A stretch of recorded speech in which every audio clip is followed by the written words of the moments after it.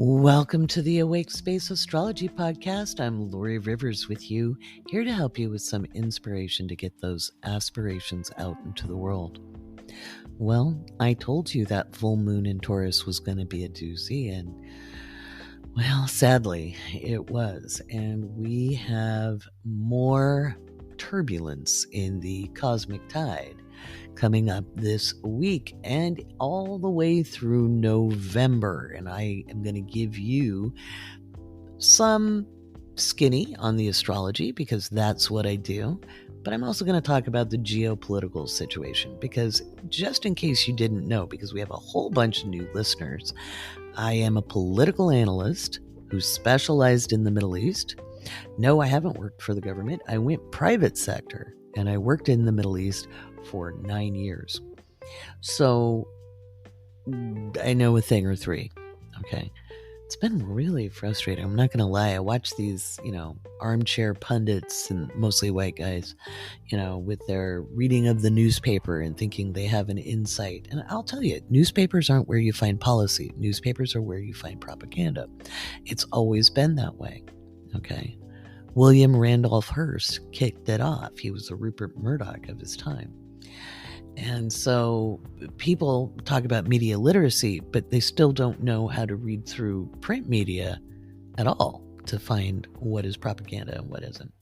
So I'll be talking about some strategies with you of what you can do if you're concerned by the events in the world. And I'll talk about things even in more specific about the geopolitical events on the Patron only podcast. Why? Well, sometimes when I talk about sensitive subjects, I don't want it out on public platforms. I'm going to put it behind the gateway because if you're going to troll me, you're going to pay me. Although I'm a little concerned, guys. No, it wasn't you. I know it wasn't you, but I put up a story today and I was absolutely floored by a handful of people. It wasn't the majority of commenters, but a handful of people who just seemed deliberately obtuse when I suggested we all contact the Democratic National Committee and put pressure on them to get some policy change in the moment. And the amount of people who didn't get it. So I'll talk about that first on the podcast. In the next segment, we'll talk about political strategies for change and things that'll actually work. Because what I'm hearing is a lot of very tired rhetoric and calls to action that we know are not always effective. And so I've got a strategy that I think just might work because they never expect this one. So if you're a patron, you probably already know because I posted in the Discord. But I'll talk about it here because I think it's that important.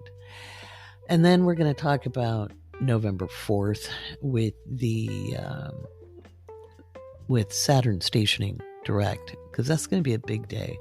And then we've got Venus moving into Libra, which, all the pop astrologers are going to be, peace and harmony and love are showing up. Forgetting that Libra rules justice. I don't think it's going to be that calm. So we'll talk about that and all the rest of the shenanigans as Mars swings through Scorpio, because it is now moving out of opposition. It's in a separating opposition with Jupiter in Taurus, but it's moving into an opposition now with Uranus, and that is really explosive energy. Very, very explosive. I think we're very, very lucky that Jupiter and Uranus are retrograde right now. I think if they were direct, all hell would be breaking loose. So any constraint that's going on right now is really keeping us from teetering past a point of no return. I think we still have room to get some breaks on the situation, but the clock is ticking. It's Saturn represents time, so we'll talk about that. Had a great 4-hour workshop today with a bunch of wonderful students. It was a great class, really wonderful. It's called Healing the Money Wound Using Astrology. And it's a very practical application of astrology, because I believe in being an applied astrologer, because intellectual knowledge doesn't do you any good unless you know how to use it.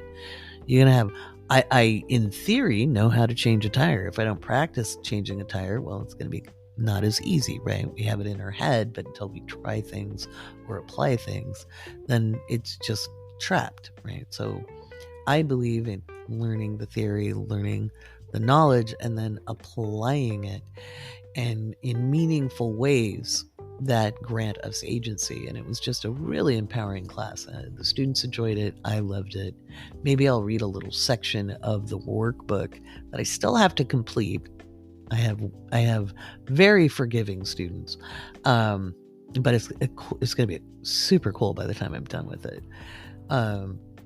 I'll read you a little bit here on the podcast and a little bit more in the Patron only podcast, so you can kind of get an understanding of what we're teaching here at the Awake Space Astrology Podcast. All right, so we'll of course do our patron shoutouts. I'm not going to do a little shout out this one. I've not done them because we're talking about very grown-up things, okay?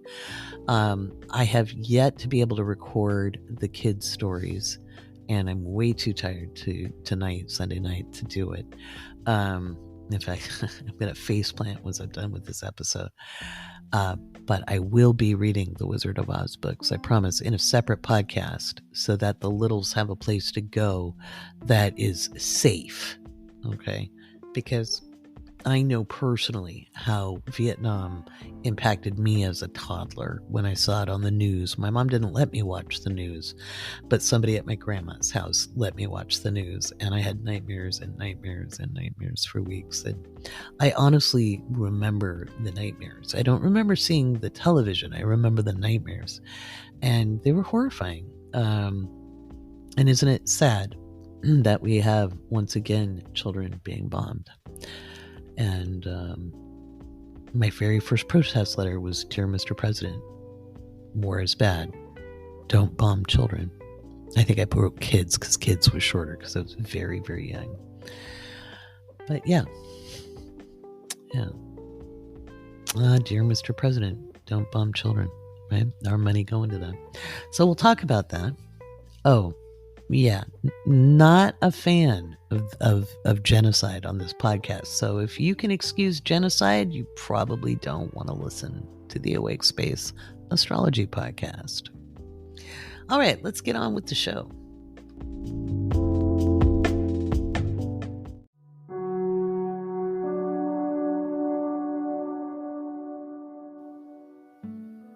Oh my gosh, I forgot to tell you guys a couple of really exciting things before I get into some political strategy and understanding why we need to do this. First of all, the podcast has reached a top 3% of podcasts globally episode last week. We just blew it out of the water. Thank you, listeners. Second of all, we have the wonderful Mackenzie as my guest today. I can't believe I forgot her in the intro. Told you I was tired. We had a wonderful conversation. So don't worry. It might be, I'm going to load you with the heavy stuff at the beginning of the podcast. And then you get to listen to a really cool episode with me and Mackenzie here. And we're talking about Britany. We're talking about a bunch of stuff. We're talking about growing and healing and all sorts of good stuff. But since the other astrologers got to talk about Britany's chart in the Patron-only podcast, I decided we'd do one a little bit in general here about Britany Spears. Since she's published her book, I feel a little more ethically okay with that. And then we did a much more in-depth look at Britany. And I think we looked at...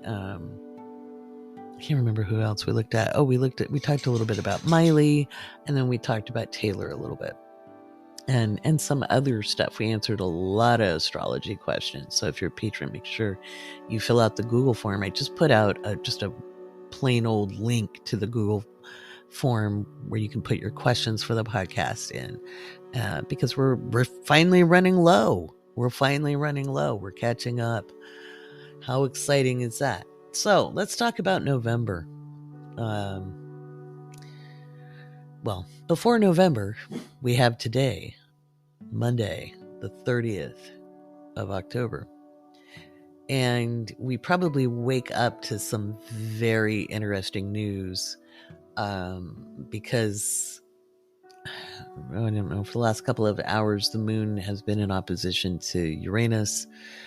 I fully expect there's some pretty ugly shenanigans happening abroad in Palestine where genocide is being committed.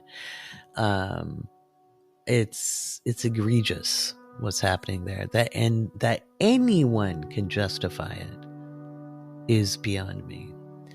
As a Jewish person, I am absolutely horrified that anyone could justify that genocide, that anyone could dehumanize people and cause such immense suffering. It's disgusting. If you want to know about the Israel's chart and Netanyahu's chart, I did that in a Patreon only episode as well, because again, that stuff goes into the Patreon. You want to troll me? You got to pay me. So,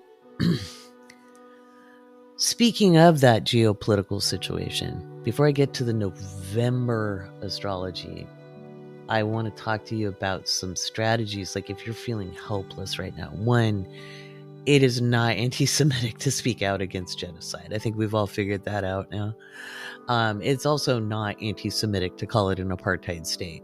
Okay. It was considered an apartheid state in the 1980s and 1990s. There's been a lot of revisionism in the last 20 years. President Carter named it aptly a genocide, not a genocide, well, I'm sure he would call it a genocide, but an apartheid state. Nelson Mandela equivocated it. When I was in university in the late 80s, there were two countries in the world that were considered apartheid states. One of those was South Africa, and the other was Israel. And Israel contributed greatly to the South African apartheid government. Okay, so it's funny when people don't want us to hear the history. All right, that it is not anti-Semitic to bring up a fact. Okay. Now, lumping all of one people as a certain kind or othering, that's not okay. We don't do that. That's how genocides happen. If you ever wondered what you do in World War II or before it started, well, here we are. You are faced with the same energy. You are faced with the same conundrums that your grandparents or great-grandparents or great-great-grandparents were faced with, depending on how old you are. So here's the thought. Now, there's a lot of people saying they won't vote for Biden. And on an ethical level and a principled level, man, I agree with you. I didn't like him to start with. I know he's a moldy old baked potato. Okay. But he wasn't as bad as the clown, right?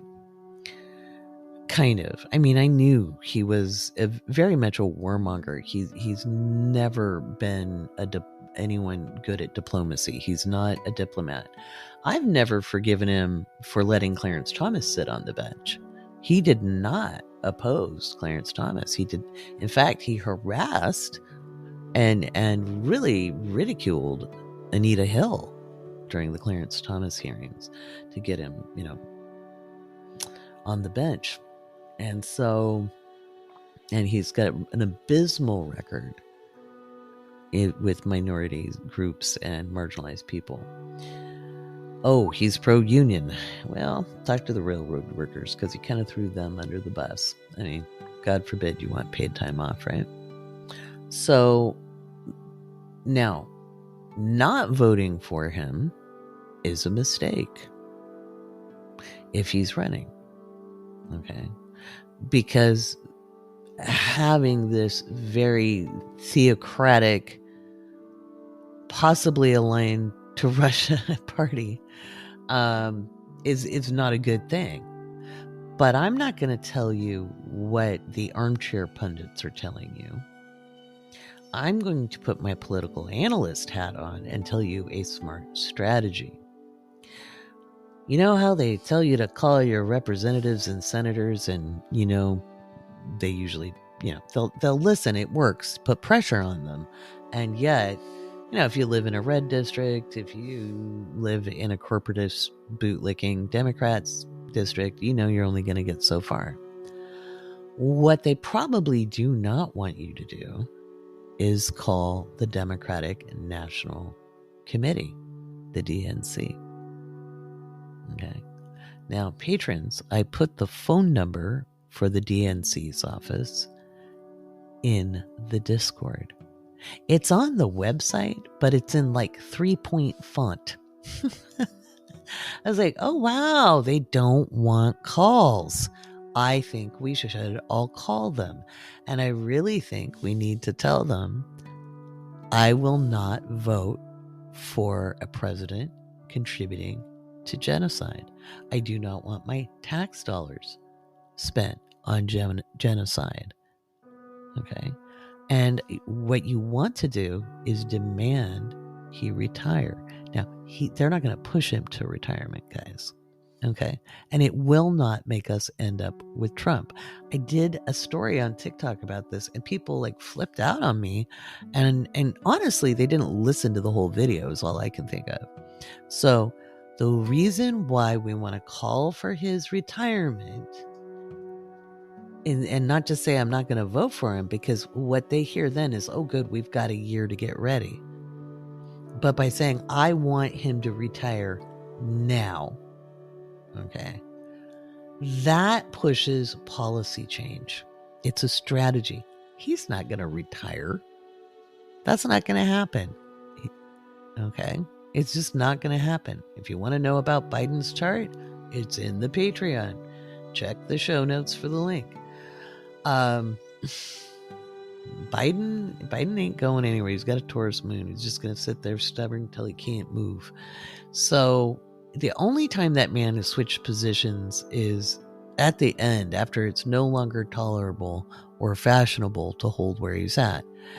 He didn't change his stance on gay marriage until after the Supreme Court ruled on it. He would not be pro-life if he didn't have to be. He has been really horrible to marginalized communities in general. Not much has changed in the way of how, immigrant families are treated, So, yeah, when they get across the border. I know everybody complains about the border. Guys, we've got so much empty land here. What are you talking about?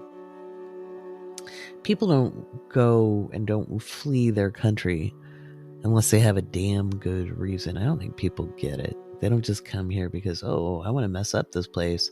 They come here because being in Venezuela or Guatemala or Panama or Colombia or wherever they're coming in from isn't safe for them or their families. They take tremendous risks. And this scarcity mindset that we all possess is why we're in this situation to start with. So why do we want to push for that retirement? Why do we want to threaten that? We want to threaten it because, one, our tax dollars are going to a genocide. Every bullet, every plane flying over, every bomb, every missile, every dead child, every destroyed family, every broken house. We paid for that. What about Hamas me at this point? Okay. Don't, because they're not targeting Hamas. They're flattening a country. They are committing war crimes. It is even non-debatable at this point. And they're trying to spin the narrative of what about? There's no equivalency in equality in this. One is a government with an organized military.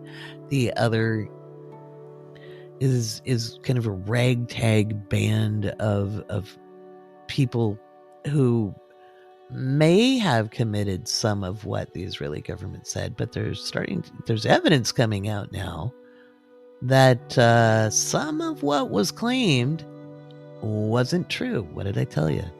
I told you. And then today, Netanyahu coming out and saying,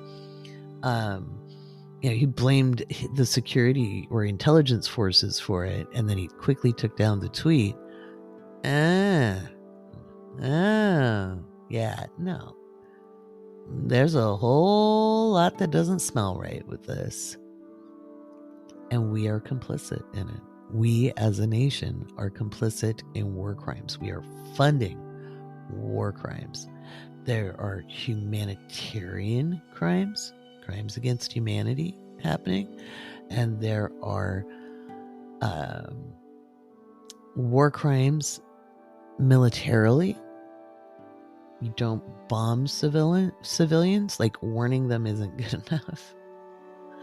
And the claim they're trying to get to terrorists, it's, if they wanted to extract the hostages, they could have sent in some tactical teams. That would have been the ideal way to do that. Carpet bombing with questionable weapons is probably not good. And the United States bringing in a very provocative amount of military presence to the region really shows we really want a war. This is not defensive behavior. This is offensive behavior. And last I checked, it's not like, pink is the new black. Striking first is not the new defense, even though we keep claiming that. So preemptive defense is a ridiculous concept. And before you argue with me, I'm going to say, any woman who has been groped, fondled, essayed, should then carry baseball bats as they walk down the street, and any man, whether he's looking her direction or walking towards her or touching her or saying anything, like just minding his own beeswax across the street, doesn't matter, he could hurt her. So we should all take those baseball bats and go for knees. We should hit any man we see because he has the potential to harm us. That is exactly the logic being used. I've heard a lot of domestic violence arguments, but I'm going to make it even more ridiculous. Any woman should be carrying a baseball bat and just be like, oh, it's a man, he's a threat, bap. How far do you think we'd get with that? That's not self-defense. That's assault and battery, right? Which I'm not advocating for. It was a silly example to prove a point. So what are you going to do? Call the DNC and then tell them you want Biden to retire, that he has put our national security risk at the worst it's been since the Bay of Pigs. The Bay of Pigs got us very, very close to doomsday. And other analysts are saying we are closer to doomsday on that clock than we have ever been. And we are. That is one of the reasons I looked very, very strained earlier in the month. That's why I've been quiet, is I've been analyzing everything as a political analyst. Remember, I specialized in the region. And when Turkey made its statements yesterday, which fascinatingly, Turkey had its solar return exactly during the eclipse, which is a little trippy. So we'll see what's going on with Turkey, but that could indicate a war. Okay. And they stood firmly in favor of the Palestinians. The Israeli government withdrew their diplomats. That is the precursor of something getting started. And that makes the situation extremely volatile.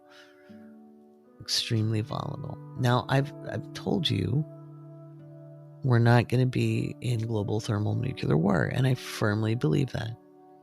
I firmly believe we dodged that bullet. However, I did say it would be a potential global conflict brewing.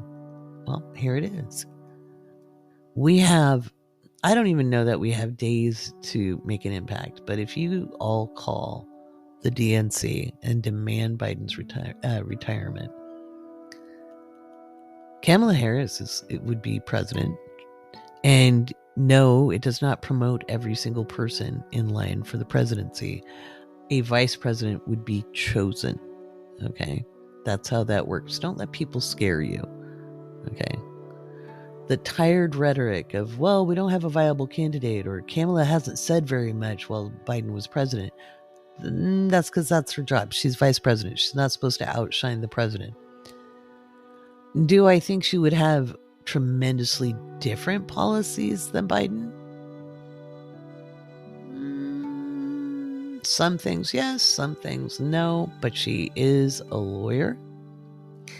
And I think we might see a change in direction just for the prospect of winning the election against the Republicans, because we don't want the Republicans to win. Do not cut your nose off to spite your face. Okay, don't do that. It's not going to help. And do show up to vote. Don't let the damn Democrats disenfranchise you again. They do it every election cycle. Every 4 years, they get people's hopes up, and then they crush them upon the rocks of apathy, and then they blame the Republicans. And they refuse to listen to the Democrats, and when we're critical, they like to say that, we're just conservatives. I am a leftist, make no mistake. And then you probably hear, but what about Trump? Trump might be president then.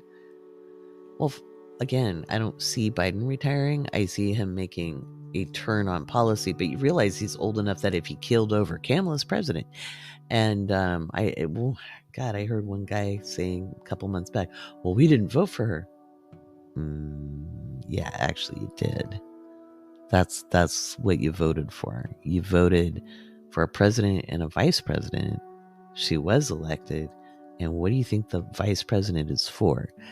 They do some things, they keep them busy, but they're really the spare, okay, in case something happens to the president. So why do you think they picked a much younger person who has pretty damn good bona fides? Her credentials are pretty damn good. So I think she's pretty qualified. You don't have to like her policies. We're not going to like anybody's policies. Don't look at a third party right now. And I'm not talking about splitting the vote, although that's important. They would not win the Electoral College. People need to stop fantasizing about the popular vote and understand we ain't getting rid of the Electoral College anytime soon. So until we do, there's a system in play. But if you call the Democrat National Committee, tell them you are a registered Democrat and that you would like Joe Biden to resign because he has been leading the charge in supporting a genocide in real time, and you do not want your tax dollars going to the deaths of over 7,000 Palestinians, almost half of them children, as far as they can tell and count, because they haven't gotten everybody out from under the rubble, right? So these are all important things to remember. So it's about forcing change. It's called brinksmanship. All right. It's called brinksmanship. You're going to just basically throw down an ultimatum. It might get some diplomacy started.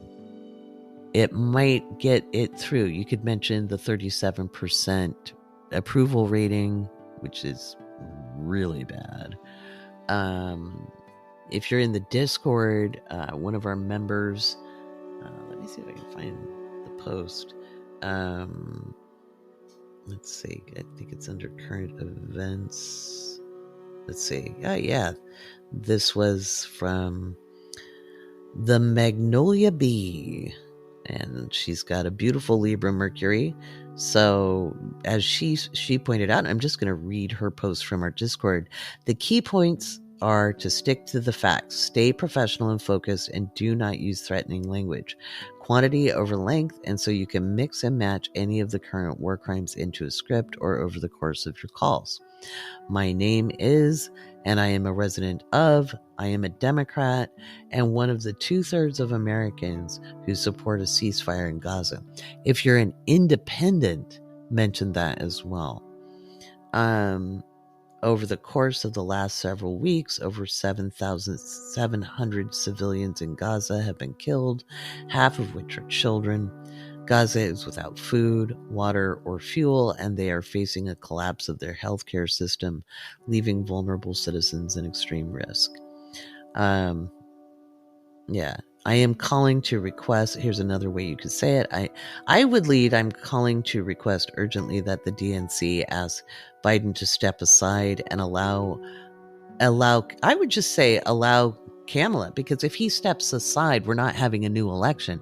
Kamala becomes president, and then they appoint a vice president. Okay. She's more than qualified. Get the internalized misogyny out of the way. Okay, there was a lot of rhetoric thrown at her during the not rhetoric, but kind of untruth spread about her during the primaries. Because I know I almost fell for it, and then I went and I did research, and I was like, kind of, sort of, not quite. Am I going to agree with her on anything? No, not most things, but I think we would get some different headway. With Biden, who has always been a war hawk. Okay. He's always been gung-ho for the action. I don't know. Maybe I watched a lot of World War II movies as a kid. I don't know. But his mindset is very 20th century, and we need somebody with a 21st century mindset. So I do not, you want to say very clearly, I do not intend to vote for President Biden in the 2024 election in the wake of this crisis, and urge the DNC to choose a candidate that reflects the majority of the values of the American citizens. Thank you. I would just ask for him to retire right now, too. I think if we want to up the ante, we want to be bold on this. We have to demand that party do better. We can't do a whole lot with the GOP, but we can demand that the Democrats do better. And the more people who call, and like I said, the font on their website is like 3-point font. It's teeny tiny. I had to like really magnify it on my phone to get it. But I copied it and pasted it into the Discord, and I'll put it in the Patron post that I put up. I always put up a free post with the podcast episode. I'll put that up, and then we'll do that. But yeah, this is serious stuff, guys, because beyond us watching in real time a genocide being reported on by citizen journalists who are putting their lives at risk, they're just regular people, you know. They're not trained for this. They're doing it the hard way. And I don't know about you, but I sit and pray for multiple young people to be alive every morning, you know, and of course all of the Palestinians as well. But one or two of these reporters, because, you know, some of them are younger than my kids, you know. I can't imagine, nor should anyone have to imagine, that kind of terror. So it's up to us. It's up to us. If we don't start getting in our butts in gear now, 2024 is really going to suck. All right. I think I've talked on long enough about that, and a little longer than I was going to. This is going to be a long episode, so hopefully our commute goes well. I am not getting Starbucks. We could stop at Dunkin's, or even better, a locally owned coffee roasters that does fair trade, shade grown coffee. Can we do that, please? Maybe with the weather getting cooler, I'll have a raspberry mocha. Yes, with the whipped cream. That sounds really good. All right. All right, we'll talk about November coming up next.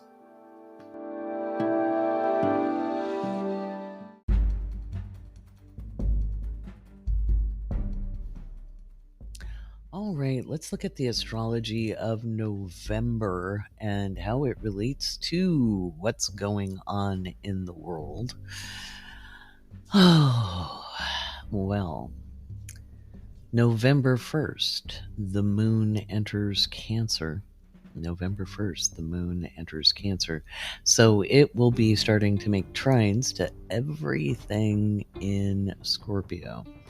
And on the 3rd, late on the 3rd, so evening time, Pacific, it might be early hours of the morning, Eastern, we will have the moon in opposition with Pluto and in a sextile with Uranus. That's probably another really volatile day in the Middle East.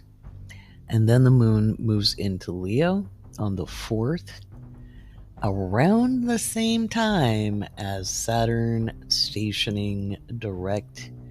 It's within a minute of each other. That's very curious. Now, that makes it inconjunct, and so it's kind of sort of not energy between the moon and Saturn. But Saturn stationing direct, so it'll station.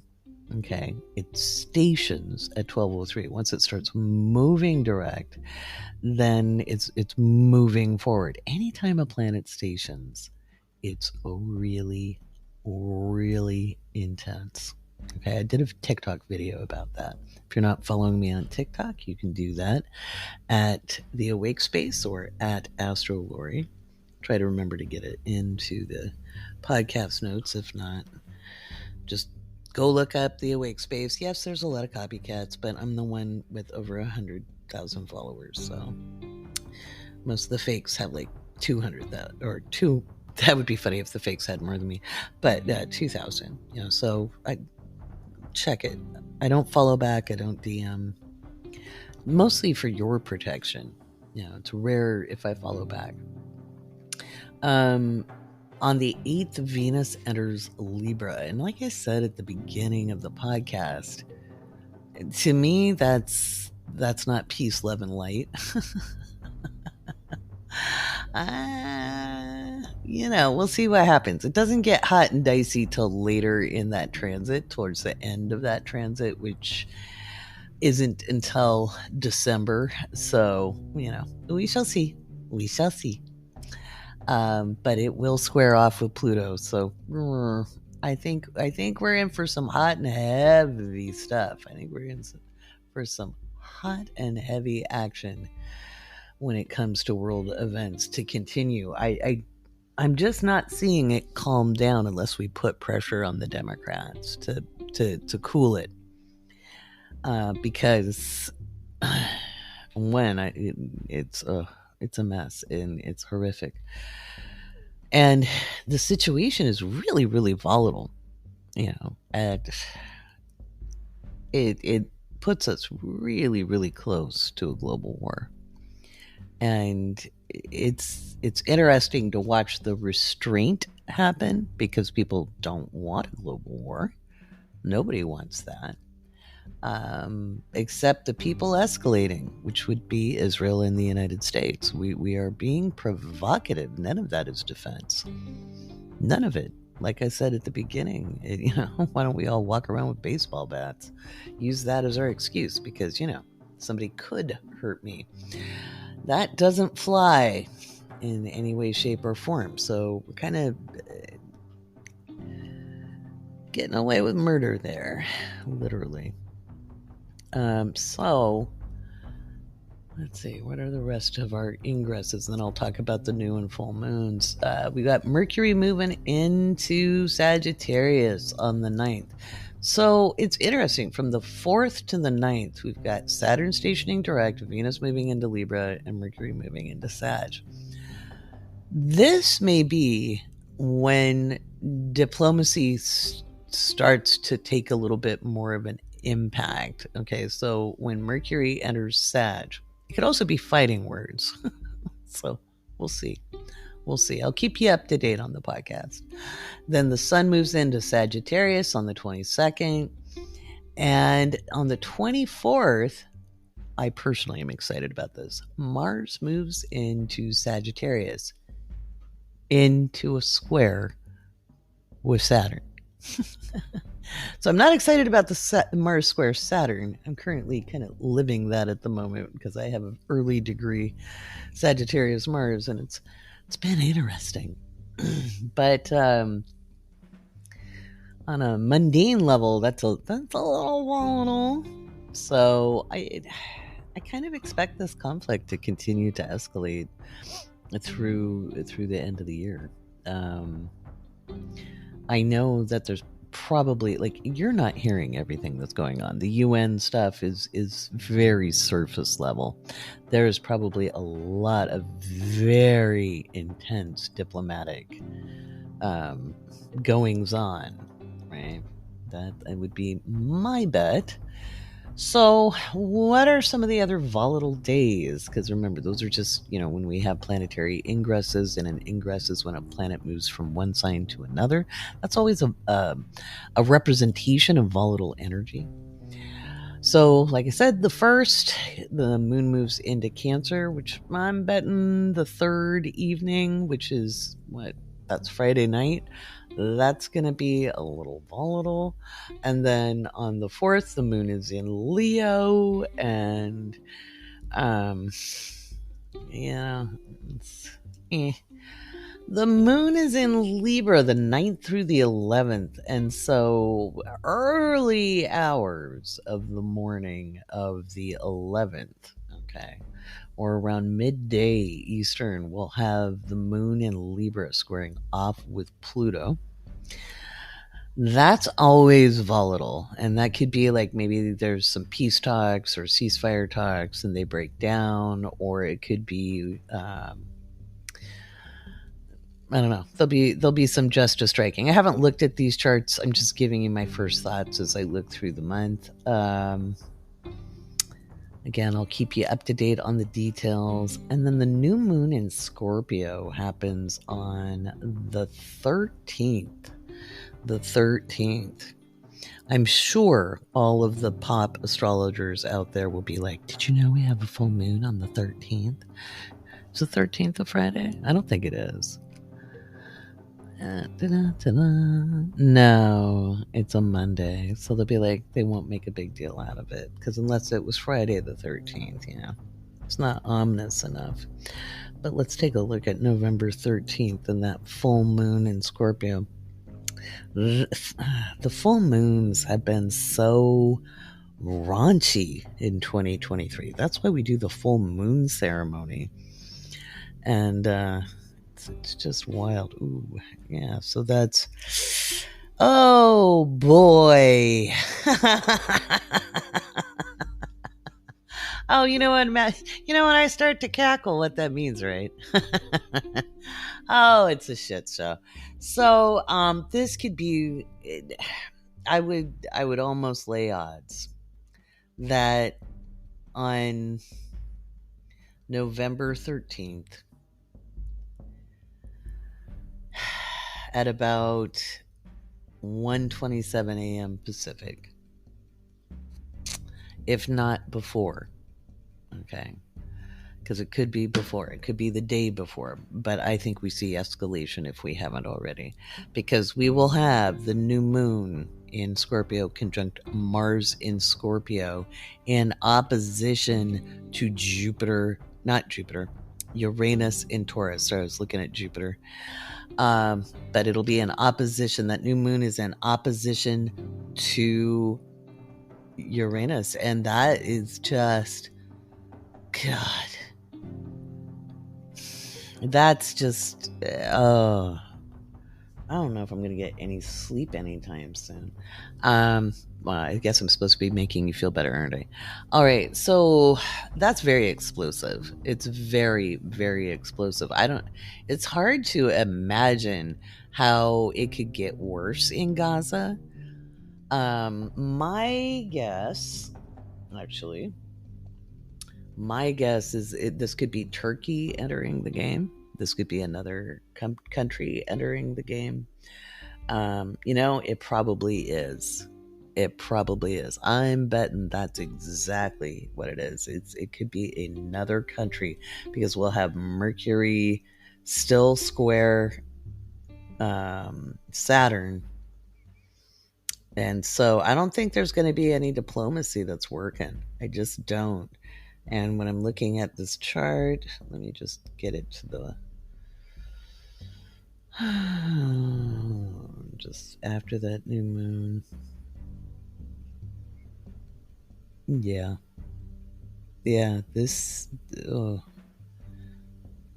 yeah, I mean, just not even 15 minutes, 20 minutes after that new moon, you've got the moon in opposition directly with Uranus. And I'll have to do a TikTok about this.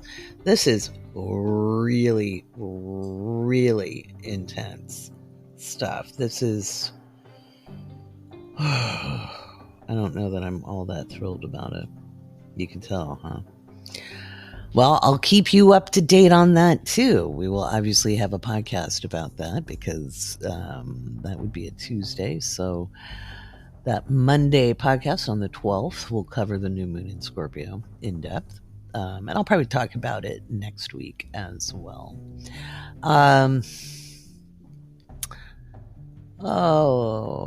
The late on the 17th and early on the 18th, we'll have the moon conjunct Pluto again. Not my favorite. Oh, it's a nervous tick. I laugh when I'm scared. I laugh when I'm hurt. It's a weird reflex. Other people scream and cry, and I cackle like a crazy person. Yeah. So late on the 17th on the West Coast, early mornings on the East Coast of the 17th/18th, we have the moon conjunct Pluto, and it's in a sextile with the sun and Mars and the sun are conjunct. That's another brutal day. I think we really are looking at a regional escalation. I'm going to remind you, we do not have global thermonuclear war happening. I do not see that, but I very much do see an expansive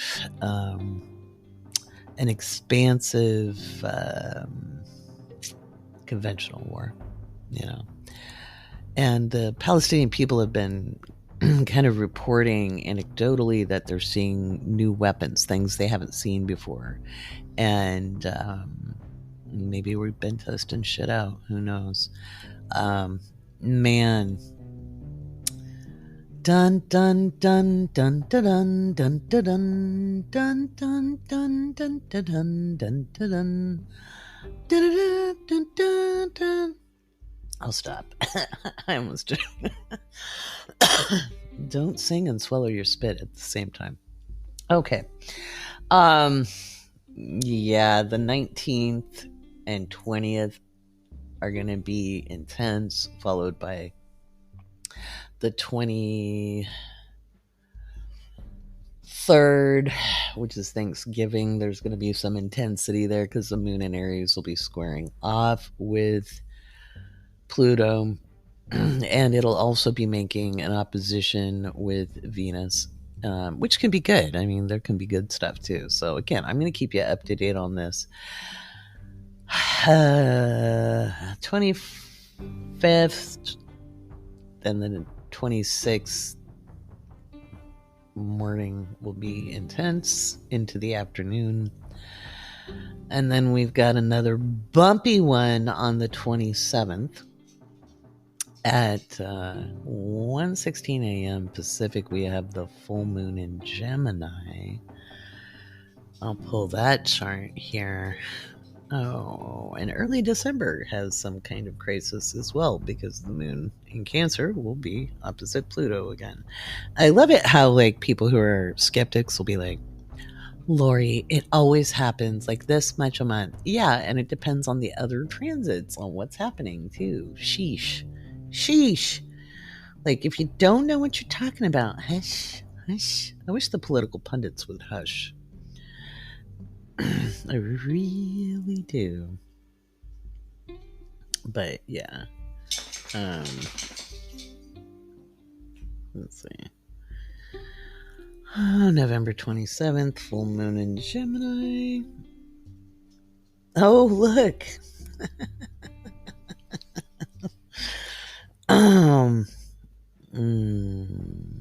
But guess what? Mars is conjunct the sun again. Oh. And Venus is in a square with Pluto that day. That's great. That's just great. I'm just feeling confident.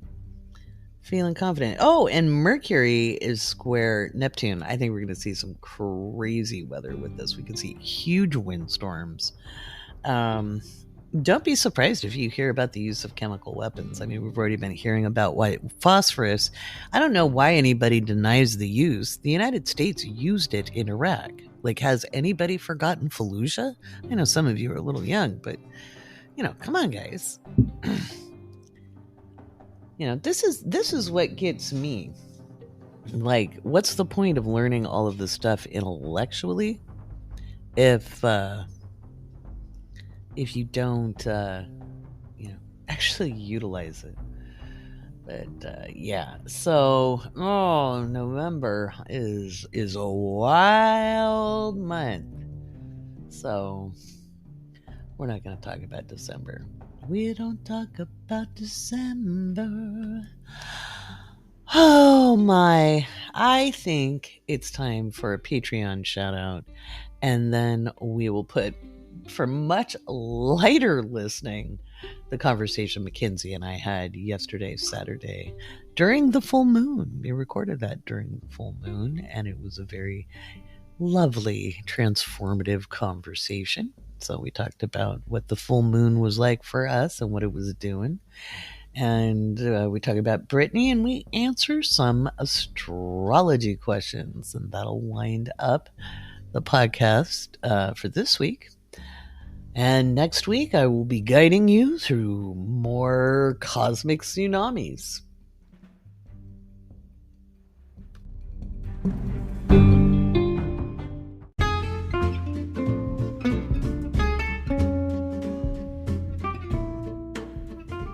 Remind me not to eat chia seeds anymore right before recording, because they don't help when you... Oh, anyway. Long story, you don't need to hear it. It is time for patron shoutouts. Oh my gosh, so many new patrons this month. Welcome. I'm super excited. Trying to bust my butt to get this episode done for you guys. So let's take a look at all of our new patrons. We've got Bobby, Yvonne, Jessica, Mary Kay, Isabeau, oh, what a pretty name, Paola, Gabrielle, Marie, Leslie, Liv, Diana, Elena, Carmen, Chelsea, Laura, Leanna, Maddie, Victoria, JC, Erica, Beverly, Apz,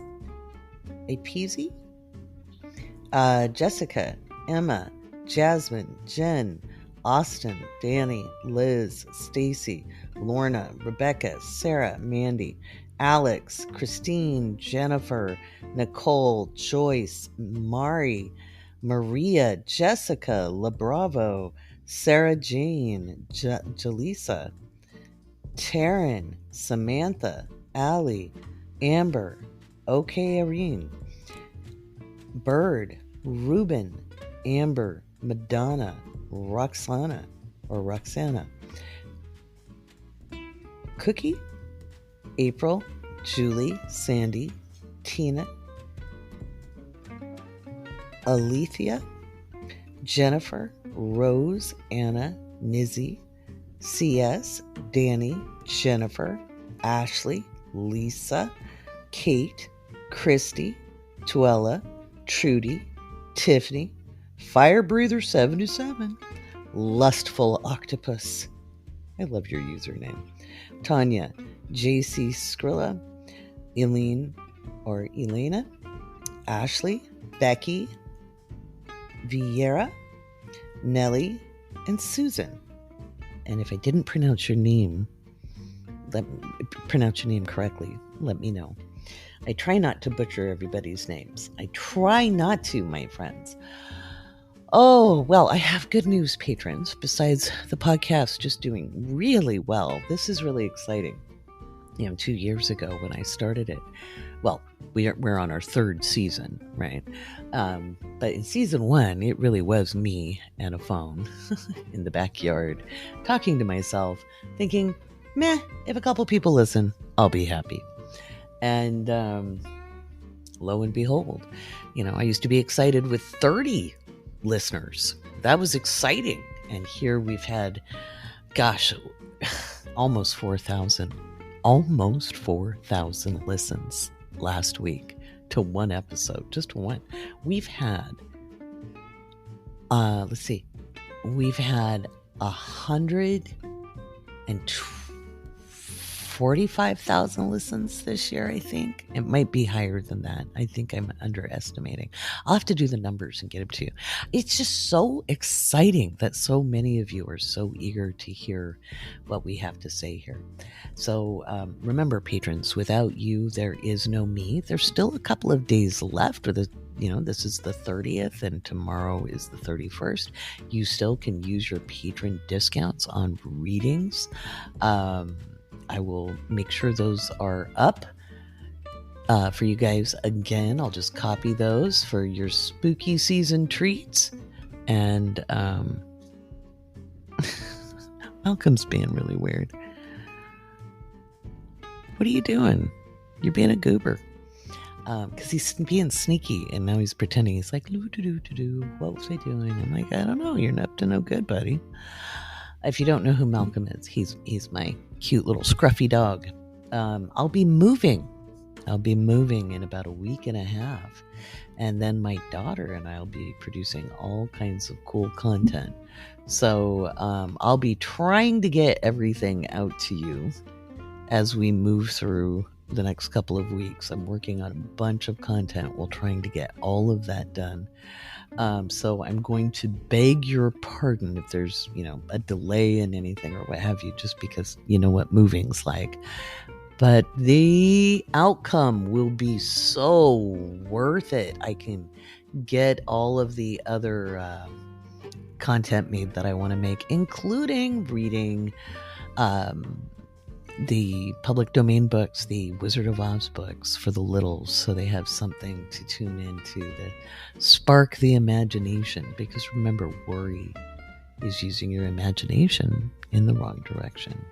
And I know I really wouldn't have made it through my childhood without wonderful books like L. Frank Baum's books, the Wizard of Oz books, The Man in the Iron Mask by Alexander Dumas, Count of Monte Cristo, the Narnia books. Oh my gosh, so many. Read a lot of H.G. Wells and Walter Morley. You don't hear about him too much. E.B. White, who wrote more than Charlotte's Web. In fact, my favorite book, I think when I was 7, was The Trumpet of the Swan. That was one of my favorites. But yeah, having a place to run to when things are hard and almost seem inescapable. We kind of blame dissociation. We got to face reality. But if I hadn't dissociated as a kid, I wouldn't have made it. I wouldn't have made it. So I kind of am very thankful I did. And it took a lot of work to be grounded and embodied in adulthood. But sometimes a little bit of imagination, a little bit of wonder is exactly what it takes to shift the trajectory of something. And so don't lose hope, patrons. Never lose hope. It's a spark of light in the darkness. And sometimes that's just enough. Let's listen to Mackenzie. She's got such a beautiful voice.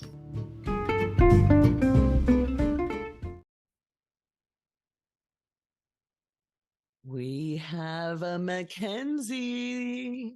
Hi, Hello. Mackenzie. Hi. Thanks for having me. Oh my gosh, I felt so bad on the patron only podcast that we were up all late and doing it. And I was like, wait, we talked about Britany without Mackenzie there? Oh, yeah, I was resting my little eyes, having my dreams. Right? Your beauty sleep. Yes. And I Oh do my love gosh. Brittany. I've loved her ever Right? since I was little. Right? Well, you're our celebrity expert. Oh, So that's funny. Only some. yeah. So we are recording this about 2 hours before the full moon, about an hour and a half before the full moon now. Mhm. How are you feeling? I am feeling all the things. I don't know. I feel like I'm almost like on that scary part of the roller coaster and like you can't get off. You just gotta like brace and prepare and just kind of go with the energy and not resist it. Yeah. Let's talk about that for a second. When we say not resist it, Yeah, um, it's an easy thing to say. it is. Um, Yeah. but what do you do to kind of just accept the moment? For me, I think I don't give in to like those like fearful thoughts. I don't like give it energy. I just kind of I'm like, okay, it is what it is. I say that a lot in my head. It is what it is. Mhm. Um, and just kind of breathing through it. Breathing helps a lot. And Yeah. drinking water. What I did yesterday is I put on some music and I like sang a lot. And singing is something that I don't do it enough, but it's something that I like to do. And so even just like moving my body and moving some of that nervous energy out, it helps hmm not resist things and just kind of um, you can only control what you can control. And yeah, so I do what I can. Yeah, absolutely. I think that's all you can do. Yep. What do you do? Um, there's a reason I'm going to have to teach a class on resistance again because I've Yeah. been teaching classes on that for, oh my gosh, almost 20 years because I'm really good at resisting. Mhm. So, what makes you an expert? Well, I'm really good at being in resistance and getting out of it. Um, there's almost a magnetic attraction when you're in resistance. It's almost like you're compelled either to watch a screen with bad news on it or Mhm. have conversations about subjects. You'll notice you say word patterns. I think word patterns are really important to listen to. So if I find myself saying things like, I just can't take this, Mhm. or um, it's hard because I'm not in it right now. Yeah. My neck might hurt a lot, Mhm. because I have an old neck injury from when I was young and stupid. And the muscles in my neck just become like stone, you know. Mhm. And so I have a massager Oh yeah. that I will use. Man, those things have come a long way. There's one that almost feels like hands. It's kind of cool. Um, I will take a bath. Mm. I Yeah. will get my sorry self, even if I look like shit, into the car and take a drive, even if Yeah. it's to the grocery store and back. Just doing anything else and then allowing my brain to lock on. You got to interrupt the pattern in the brain. Yeah. Breathing exercises. Mhm. But I find if I'm really in resistance, like, and that just means I don't like what's going on. I feel helpless, or I'm overwhelmed. Overwhelm is a form of resistance. Yeah. Um, Lethargy, like feeling like you can't get out of bed. That's a Mhm. form of resistance. That's a pretty serious form of resistance because Mhm. um, at that point, there's not, it's harder to switch the gears. And man, I've been there. Yeah. So it's just forcing yourself basically to go do something else for a little bit. Mm-hmm. Um, and resistance is just not in acceptance of the moment. And Yeah. life is full of experiences. Just Mm-hmm. remembering that it's easier said than done because Right. we don't acceptance is not condoning though, Mm-hmm. Yeah, right? definitely.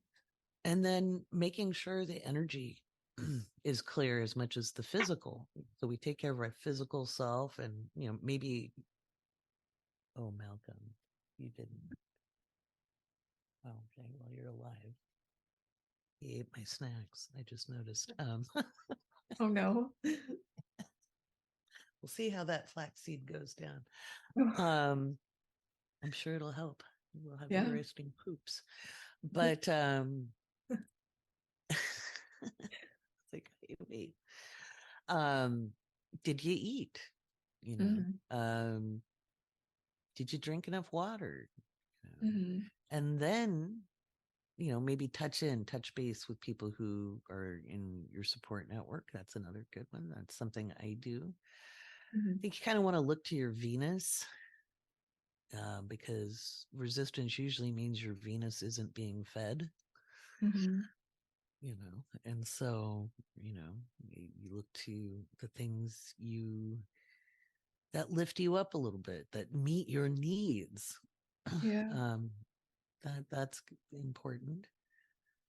And then the other day, a friend had called, and I was having the hardest time energetically. It just felt like I was getting beaten up. It just like I'd adjust and wham, adjust and wham, adjust and wham. And I was like, wow, Mm-hmm. this year I've gotten smacked more than I've gotten smacked in probably 15 years. Mm-hmm. And well, no, in 6 years. This is probably 6, 7 years. And my life is good. That's an important thing to take account of. Yeah. Like, okay, my life is okay. There's drama sometimes, but in general, it's good. Mm-hmm. And taking account of that and not feeling guilty about it, because that's very self-indulgent. Yeah. um Easier said than done sometimes. um but all of a sudden my friend who is it was Seth, I was talking to Seth, he was on the podcast. Oh, we love Seth. Yes, he's a sweetheart. And he's like, what crystals do you have on? And I was like, I looked down and I was like, oh, I should probably change them out. I Mm-hmm. don't have any of my onyx on. Mm-hmm. And so I ran to my bedroom and I switched my rings out because they needed clearing. And I grabbed my onyx and my amber. And then that heart necklace I bought in Oregon has a garnet. That's a really good protective stone as Oh well. wow. I tell you, whoosh, it immediately switched the minute I got things on. So we were going to do a podcast fit check, Oh yes. mostly with our crystals, because we are on audio and we are not camera ready. Yeah. No, I'm in my comfies. Oh, me too. Leggings. I've got my I like tight orbs Oh my gosh. hoodie on, the Awake Space Astrology Podcast sweatshirt. Yes. It's a really comfy hoodie. Oh, And good. fluffy slippers, Perfect for Moon and Taurus. right? And all my jewelries, plus the regular necklace I always wear, with it's got a lot of protective stones. I don't want to take it off though. It's hard to get back on. Yeah. but Yeah. I but also yeah, I'm also wearing my protective jewelry. what you got on? Grounding. Um, okay, so I've got my mom's ring that is like gold. She had a bunch of gold melted down, and I wear this all the time, and I don't know, it just makes me feel like connected to my mom, I guess. Mm. And then I've got my obsidian ring that I wear like all the time. And then I'm also wearing my onyx bracelet and a tiger's eye bracelet. It just feels grounding. Um, and then I've got a Larimar ring on, and that kind of, it's blue, so I just associate blue with like calming. So I'm wearing that, and then my great grandma's ring. So Oh, I always wear this one too. I love her, and I miss her. So it helps bring me that feeling of like being connected to her. And so, yeah, my protection crystals. oh, I love that. Yeah. I love that. And then I'm wearing my leggings and sweatshirt and slippers. So cozy and Perfect. good. Yep. Perfect for the Taurus moon. We're being comfy. Yeah. Exactly. Yeah. I love that. Yeah. So a lot of times people want to associate astrology and crystals, and you can. You Hmm. can. There's a lot of old information around it. Hmm. Um, it's almost like I try not to mix my metaphors in metaphysics, just because of the way my brain works. But you don't have to look at the moon and go, "Oh, I must have a stone for Taurus, or I must have a stone for Scorpio, or I must have a stone for Aries, or whatever." You don't have to do that. No. Um, you can just be like, well, with the moon being, waxing full in Taurus, having some jewelry on would be good, Hmm. and understanding crystals, which is a separate subject metaphysically, will help. Um, Hmm. and so having your protection stones on and um, is very useful. Hmm. Uh, there And I used see to be a them. book. Go ahead. Oh no, I was just gonna say I see these crystals as almost like a reminder, because Mm-hmm. sometimes it's like, I mean, I envision like the beach ball around me and like that being like a Mm-hmm. protection, but I don't Mm-hmm. know, the visual representation helps Mm-hmm. remind me a little bit. Yes. Yeah, visual, absolutely. Mhm. There is energetic resonance with crystals. Mhm. I've always felt that. I worked with crystals a lot when I was young. Mhm.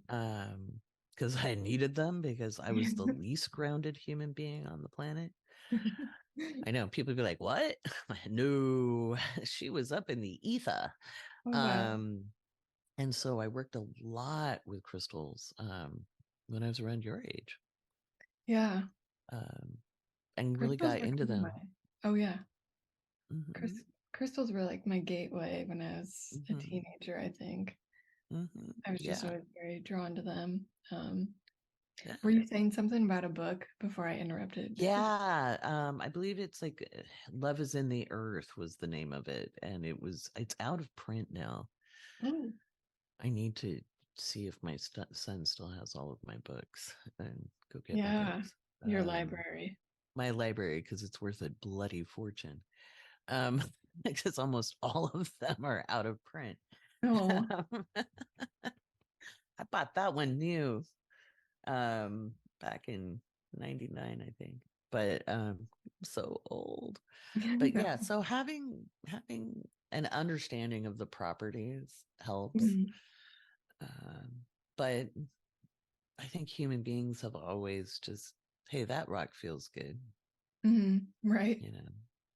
So, It's funny because when I was like, I don't know, probably like 6, 7, 8, 9, like I collected just rocks that I would find, like cool mhm. rocks that I thought were shiny or like pretty or whatever. And it's just funny that it's carried over into adulthood. Oh, absolutely. Well, kids are so in tune. Yeah. Kids are so in tune, and they don't think about, is this the rock? Is this the special rock? They know the special rock when they find it. Yeah. Yeah. All This vibes. is, yeah, all vibes, all vibes. Oh, it's so good to talk to you. We don't get to talk enough. I know our sleeping schedules are so different. They are very different. We'll try to get me on a better schedule. We'll see. I don't know.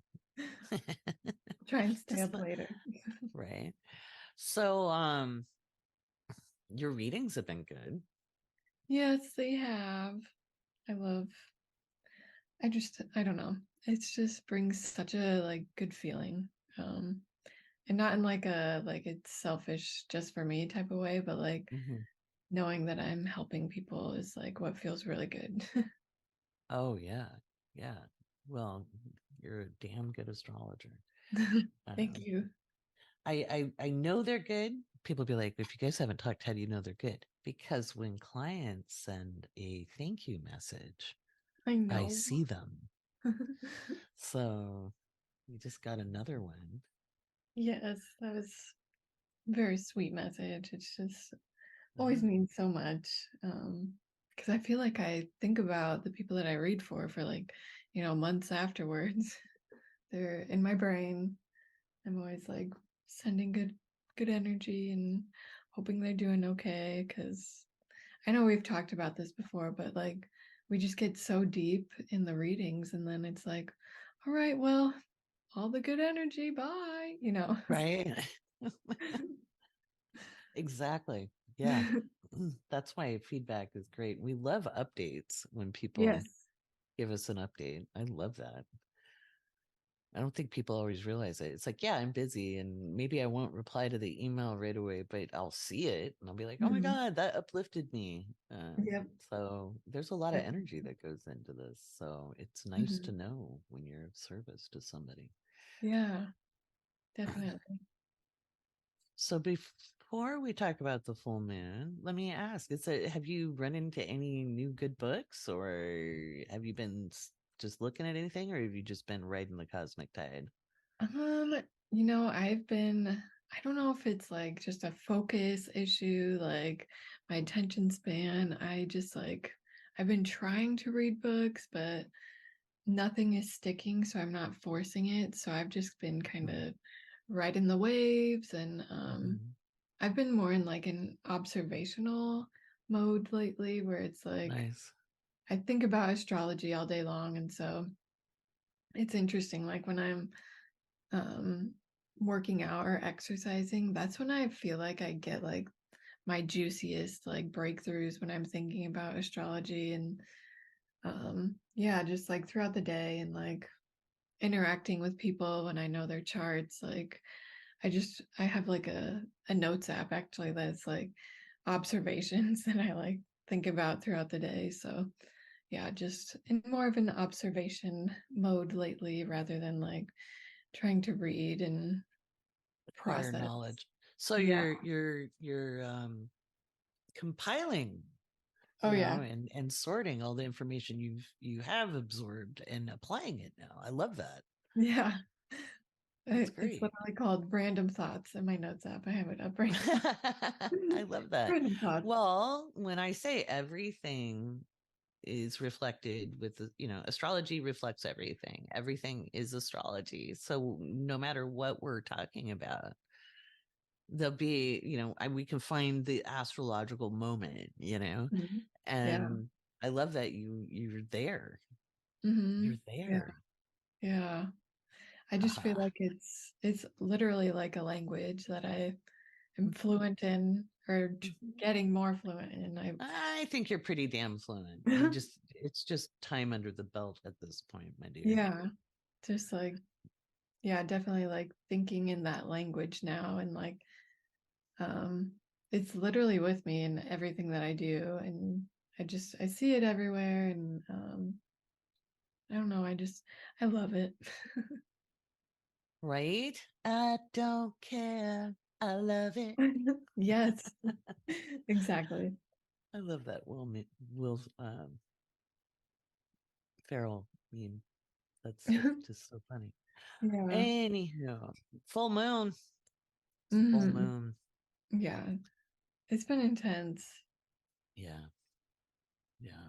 The waxing gibbous phase was fairly unrelenting. Hmm. Yeah, it's just like I don't know, there's a lot of Scorpio energy right now too, and I think that's a lot of the intensity, and You will uh, transform. yes, it feels like we're all like having like all that pressure, and we're like being formed into our unique diamonds. Mm-hmm. That's kind of how I think of like when things feel really intense. I'm like, I keep in mind like the diamond, we're being formed into Mm-hmm. our own diamond. Mm-hmm. We are. Absolutely. It takes a hell of a lot of pressure. Yep. And we are having to transform right now. We're watching. Remember, I've been saying, the old playbook isn't going to work. Mm-hmm. And so we're really seeing that play out. It's not working. I mean, and they're still stubbornly going forward with it, Mm-hmm. but it's really not going to play out well. I think it'll resolve a little bit, but Yeah. not quickly. It takes time. It does. It does. It does. But now this is hitting your 12th house, or Yes, it's in oh, my 12th house right now. And yeah, my 12th house is like massive. It's like 46 degrees. So nice. a conga line of transiting planets in there. Right. That's why you're such a good mystic. Oh, That's where your south node is too. But this isn't touching your south node, right? That's further down the no, line. yeah, it's like 10 degrees away. So Okay. Oh wait, do you have my Uranus on it? Uranus is like 6 degrees away, I think, right now. It's still But yeah, close enough. yeah, it's been there for a while. Wow. And you took mediumship classes and tarot classes. That's a shack. Yep. That's good. And I became an astrologer during this transit, so Right. And it's became an been cool. astrologer. Yeah. Just a little metaphysical. Yeah. Oh, wow. So it'll be interesting to see what happens when Mars hits your North Node. I know. That's Mercury. like Yeah. another thing for me to observe. Right. I has ideas, but we'll talk Ooh. about that in private. Ooh. Because you'll be like, no. I'll be like, Probably not. yes. No, I'm kidding. No, Laurie, no.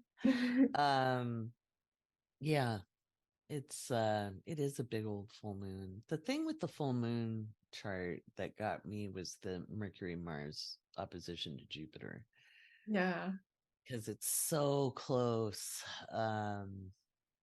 That opposition to Jupiter, with Jupiter being, 6 degrees away from the full moon, and it's actually 5 degrees and some change. That's close enough. We would not want the moon conjunct Jupiter for this. No. Um, that would give us the scenario we don't want. Mhm. But it's revealing so Mhm. much, and I'm curious to see what gets revealed over the next couple of days. We'll probably won't hear about anything till Monday, Yeah. but which is when the moon, I think the moon will be on Uranus Monday morning. I have to look, but it's Yeah. intense. And every energy worker I know, and I know some heavy hitters, everybody is getting smacked right Yeah. now, and it's not a sign you don't know what you're doing. I think people don't often understand that. It's You will deal with energy no matter. Yeah. Doesn't matter what you studied, doesn't matter what you know.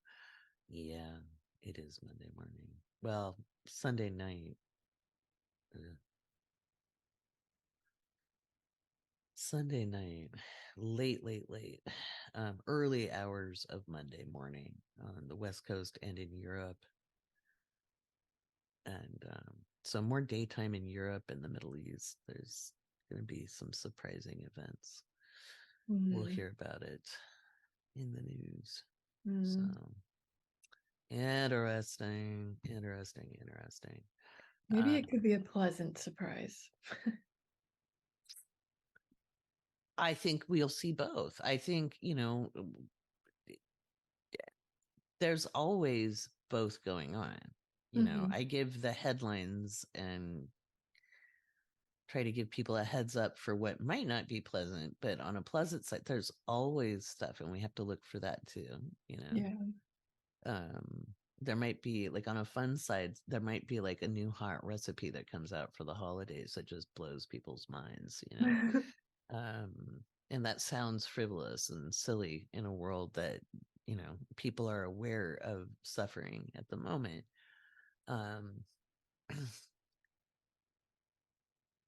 Especially because of the scale Mm-hmm. and because of the use of technology for people to be able to see what's going on. There's a lot more of that also happening around the world that we don't see. Yep. But there are always people who rise up into the best of themselves in any situation. Mm-hmm. Stress shows the best and the worst of us. Yep. And sometimes the same person can pull it together and do something really incredible. And then, 10 minutes later, the stress will get to them and they do a jerky thing. And that's human. Mm-hmm. That's human. Mm-hmm. This idea that we're supposed to be consistent and standardized and always measured, no ups and downs. Modern psychology has really, if you think about it especially in the West, in Western European culture, that idea of having strong emotions, it makes you unstable. Mm-hmm. Or it could make you a healthy human being who has Mm-hmm. feelings that need to be processed occasionally. Yeah. So, Yeah. just saying. So there will be stories of, and this is globally, this could be in the States, this could be in China, this could be in South America, this could be in the Indian Ocean, this could be coming out of the Middle East, this could be um, out of Europe, Russia, wherever you live, because remember, we've got listeners all over the world. Mm-hmm. You will hear stories of extraordinary courage. You will hear stories of good Samaritans helping their fellow humans. You will hear of probably animals doing good things too. We Oh. might hear stories about livestock acting kind of interesting, Oh yeah. donkeys and cows and horses. And keep your eye on TikTok on Sunday night. You might see some really interesting animal videos of animals displaying cognizance or sentience in a way that humans think, oh, that doesn't happen. But I don't know, if you pay attention to animals, they are, right? Mm-hmm. Oh yeah. But there could be all manner of things. It's always a mixed bag. Um, so I got asked a question yesterday, and I was a little annoyed because I was fired up, and I did answer it on the live. But I thought this was a good question for you. Somebody said, "Give me hope," and of course I was annoyed because I'm like, I can't. How am I going to give you hope? Um, but and hope is important to hold on to. How do Mm-hmm. you hold on to hope, Mackenzie? It's a good question.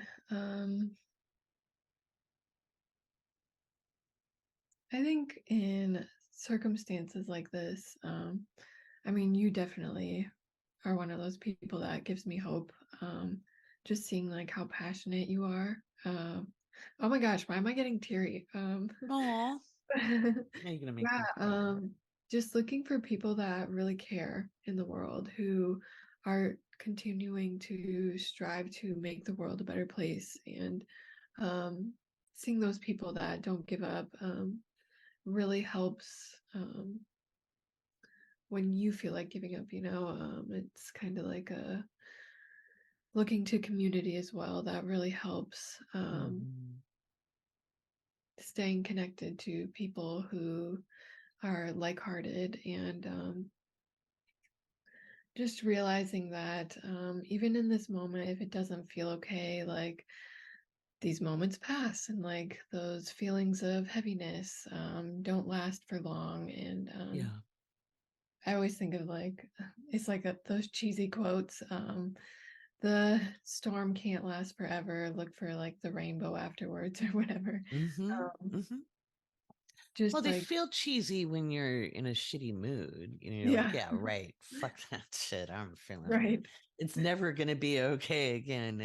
And in that moment, you're not wrong because you're in that moment. That's Yeah. really accepting, like when you're in grief or horror or sadness or frustration, maybe when we feel powerless, because I think we all are powerless to big events.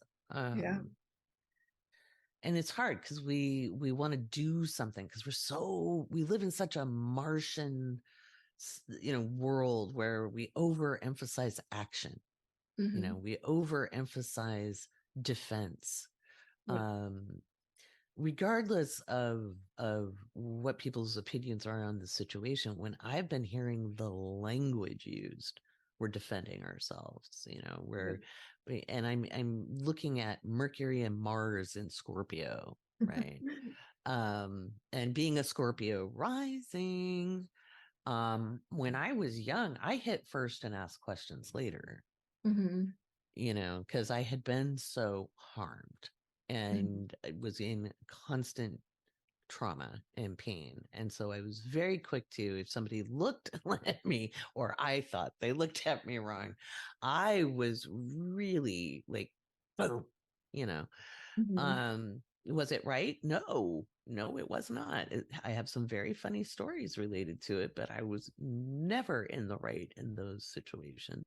Hmm. It was understandable because of the Yeah. trauma that had been suffered, but there wasn't a good reason other than that. And some of these people had nothing to do with the problem. So, um, I'm hearing that language and it's interesting and it's and the where I'm hearing it justified, you know, in various, whoever's justifying it wherever, and I'm not just talking about Israel Palestine. There's that language is kind of pervasive at the moment. Hmm. Um I'm like, we have yet to really we've so diminished the energy of Venus to our detriment, Hmm. understanding that it's a magnet and you can push away as much as pull in with a magnet. And through our social cultural programming and the emphasis of Mars, Hmm. to our detriment, um, we want to take action. And we feel like supporting someone isn't enough by saying, hey, I'm going to uplift you. I'm going to hold you up. I'm going to pass the mic.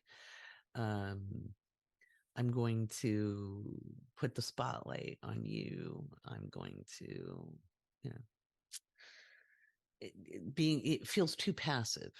It doesn't feel like Hmm. it's enough, but it may be exactly right, Yeah. you know, Hmm. be supportive and kind and loving. Yeah. Um, so those are things to remember over the next couple of days as we get Mercury off Mars. Yeah. I think that'll help with the crunch.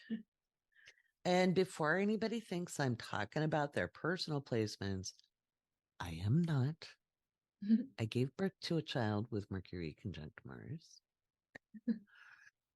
It's a wonderful placement. Transit energy is different than Hmm. natal energy. And we talked about that in the Patron only podcast, and we answered a question. Um, let me, speaking of, and speaking of resilience and hope and not giving up, we talked about Britany on that podcast. Oh, yeah. She's a very interesting person and been through a lot. Oh my gosh. Yeah, she has. And I held a really firm line that I wasn't going to do Britney's chart in public, Hmm. because she's always been exploited. Yeah. But she's put her book out now. I Did you haven't get a read it yet, copy? but what was that? Oh, I was going to ask, did you get the book? I haven't yet, but I've been seeing so many TikToks of like, little expert excerpts and yeah, it sounds interesting. I definitely want to read it. Cool. Somebody asked if I was going to read it, and I'm like, probably not. Yeah.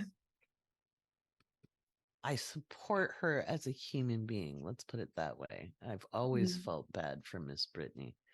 Yeah. I've got the chart up. I know you have the chart up too.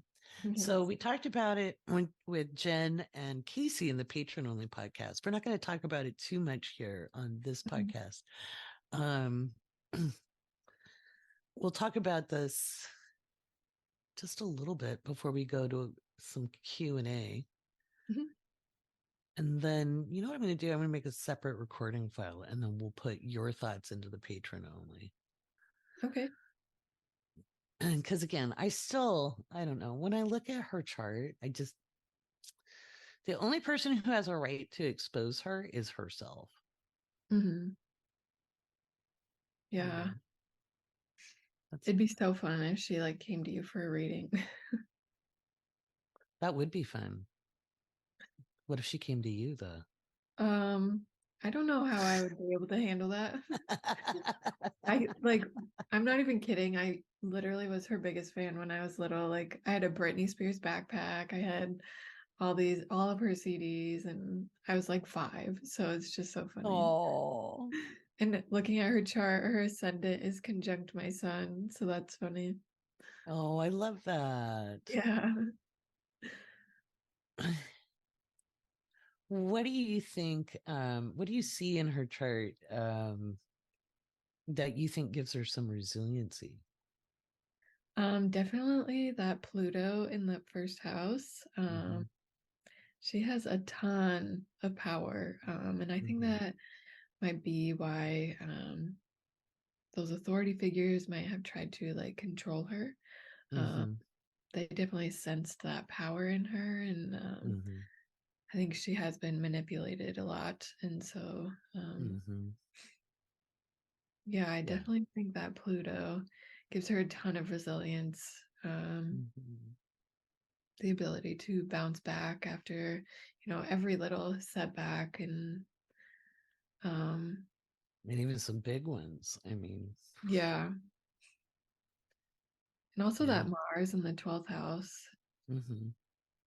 she might not even know where it comes from with that Mm-hmm. energy. Mm-hmm. Mm-hmm. Yeah. Yeah. So just to explain to our listeners, she's got a Libra rising, Hmm. and she has Pluto and Libra in the first. She has Saturn and Libra in the first, and she has a Virgo Mars in the 12th. Hmm. Virgo Mars are very precise people. You know, Yeah. their actions are precise, and we kind of talked about that in the Patron Only podcast about like I can see her choreography in this chart. You Yeah. know, Totally. um, especially with the moon in Aquarius, that's ensemble work, you know. Yeah. So but yeah, she was so exploited. She wasn't allowed to have boundaries really. Her boundaries were, she was told what she could have a boundary about. Hmm. So very, very bright person, very smart. Yeah. I love that Mercury Uranus conjunction in that third Mm-hmm, house. mm-hmm, mm-hmm. I think that's Yeah. why she has remained so relevant. Like she just keeps innovating and adjusting, and Mm-hmm, um yeah, mm-hmm. she definitely can think outside the box with that placement.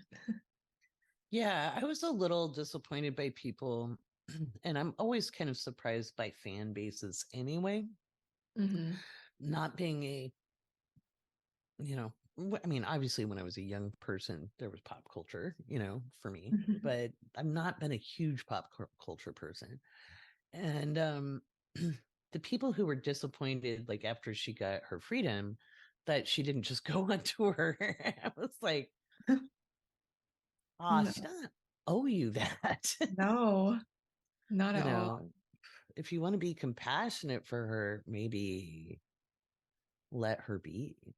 Yeah. But so where's this full moon hitting her? Let's see, 8th house. Oh, wow. Huh. Interesting. I'm like thinking about her book, and I wonder, looking at her transits, envisioning that Yeah. my third Yeah, eye. exactly. Yeah, no, I get it. Yeah. Me too. That's why I'm like, wait. All that Scorpio in her second house.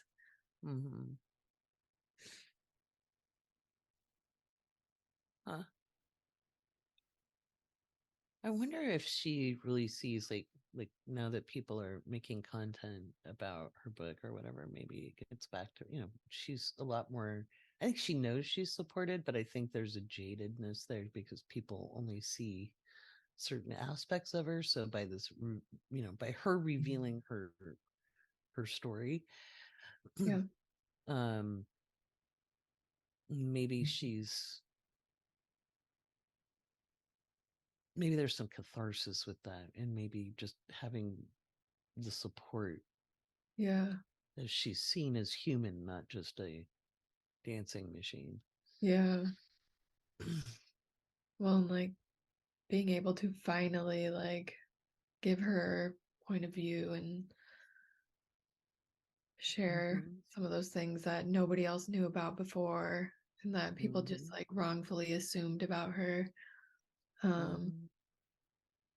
That might help with her self-worth. Yeah. And it could be healing as well with that eighth house. Oh, absolutely. Yeah, absolutely. Yeah. Very healing, very transformative. Yeah. Ooh, we'll Now I talk more really about want to it. read it. Right? Well, we'll do that for patrons. Yeah. Okay. And then we'll do that for patrons. Okay.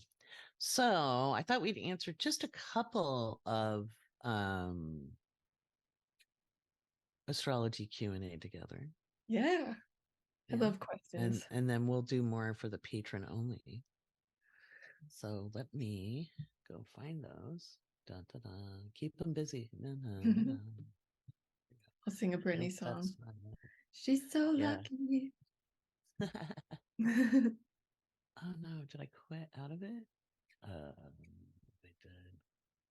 Well, I'm not editing this, so let me go.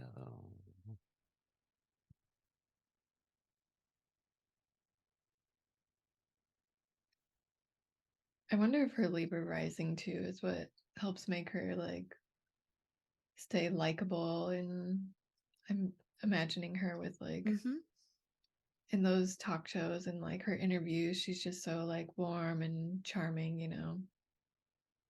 Yeah, it's a definitely. It's kind of a. There we go. Look at that. I've whittled down all the questions. No, Libra, you're kind of trained to shows a training, but also just a natural propensity for charm. It's like it's like, our physical bodies also include defense, right? Yeah. And for Libra, the defense is charm. Yeah. Putting That people at makes ease. sense. Yeah. Yeah. Oh. So we've got a question from Soul. Hi, Laurie. What placements would favor a career in translation? Well, I'm going to say before I throw this to Mackenzie, it is not, astrology is not monolithic, as in we can say, yes, if you had Sagittarius, Mercury, and you liked languages, not every Sagittarius Mercury is going to like language or other cultures. Same with ninth house. Those would be places we could look to start. But you could have a Mercury in Aries in the fourth house and still be a translator. Okay. So we look to Mercury. That would be one thing. We'd look at somebody's Mercury, how it's placed, how it's, aspected. What else would you look for, Mackenzie? Um, Maybe Jupiter placement as well.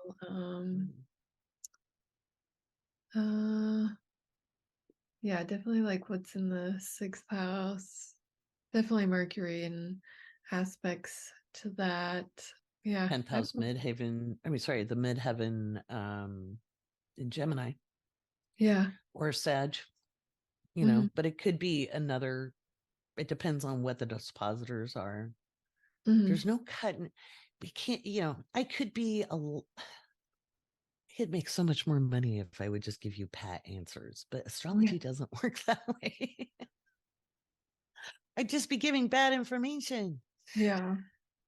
Oh, One that is kind of like pop astrology. Like, do you have a Mercury in Sagittarius? You're going to be a translator. Like, right. it's not that. Yeah. It's not. Oh, this is a good one. This is also from Soul. Could you talk about how the moon represents the mother in the chart, please?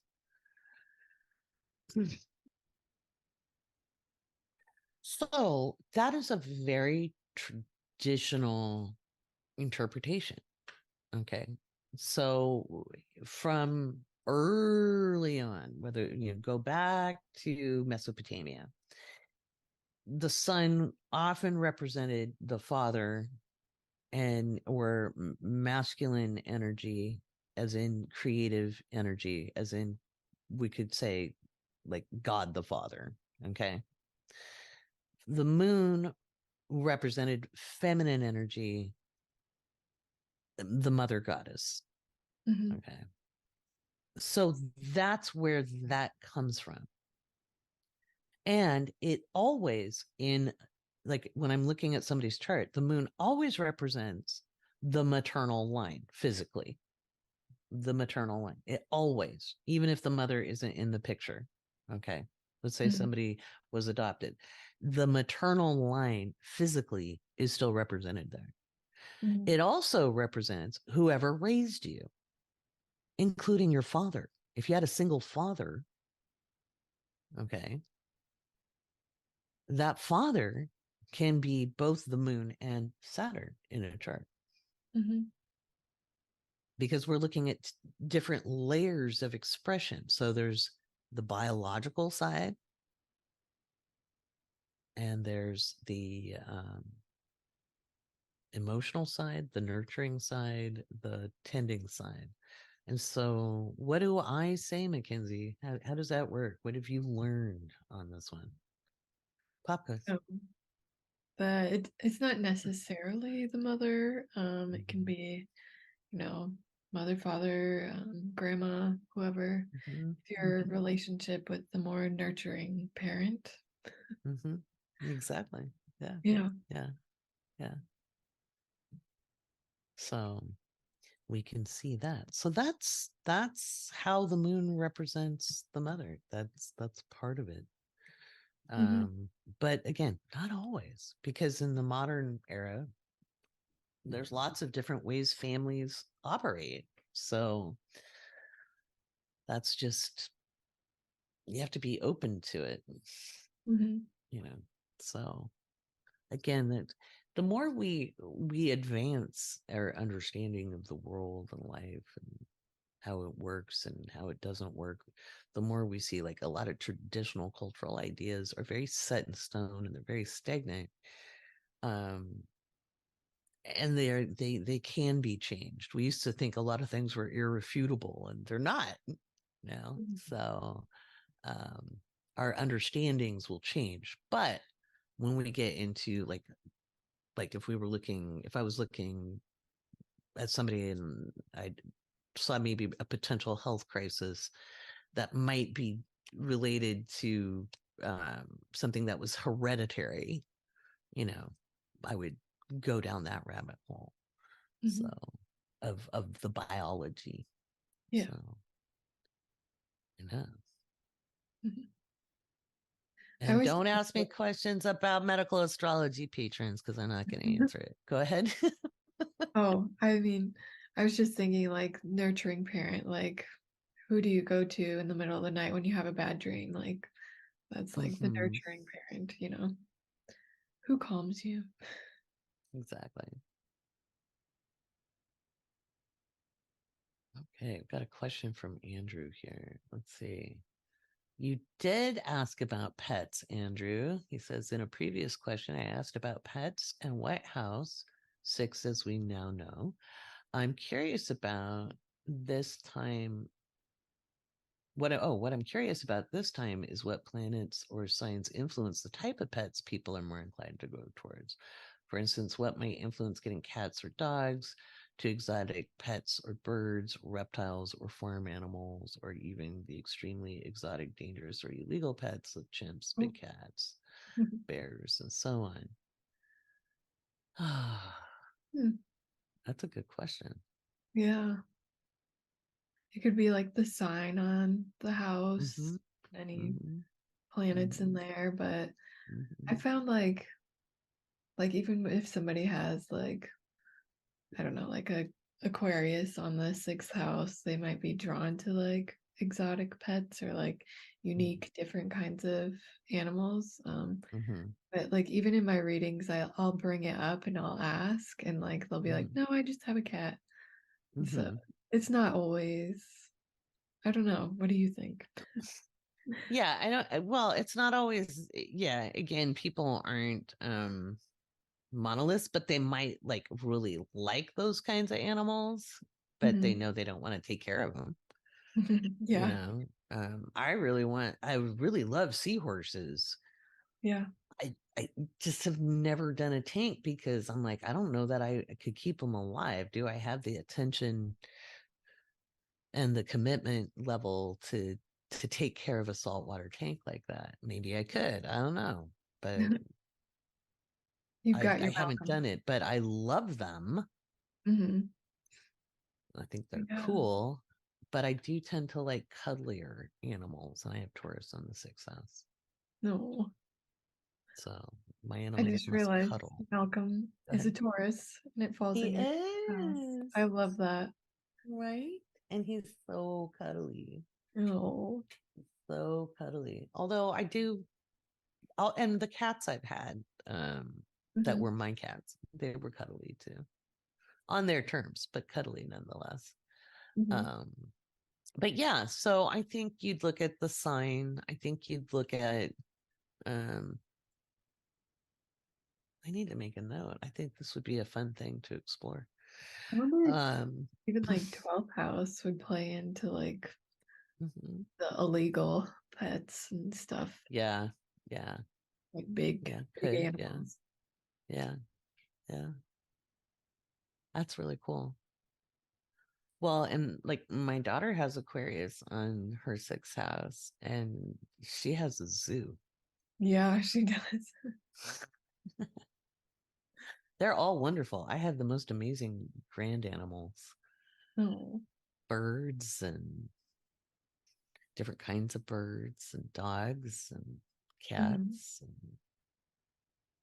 But She's yeah. also a Virgo, so she's a tender and a taker carer. Yes. And let me tell you, they're all beautifully taken care of too. That's a really good question. I'm not going to get rid of that one because I want to come back to it. And I have an idea for like an article or something. Ooh. Guys can start submitting more questions, guys, because this will help. Maybe I'll do just a singular post or say, give me your questions, because we're down to almost under 20. These are Let's fun. see.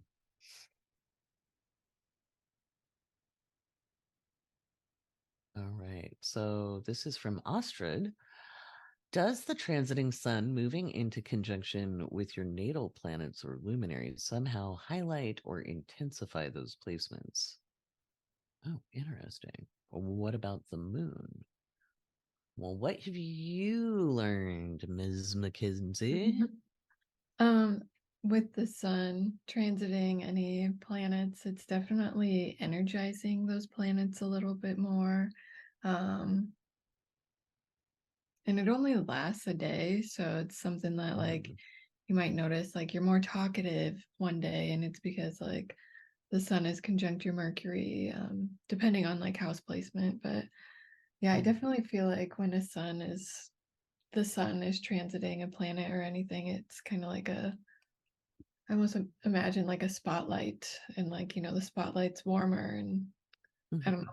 And then Yeah. with the moon, yeah, that's kind of like those are faster. So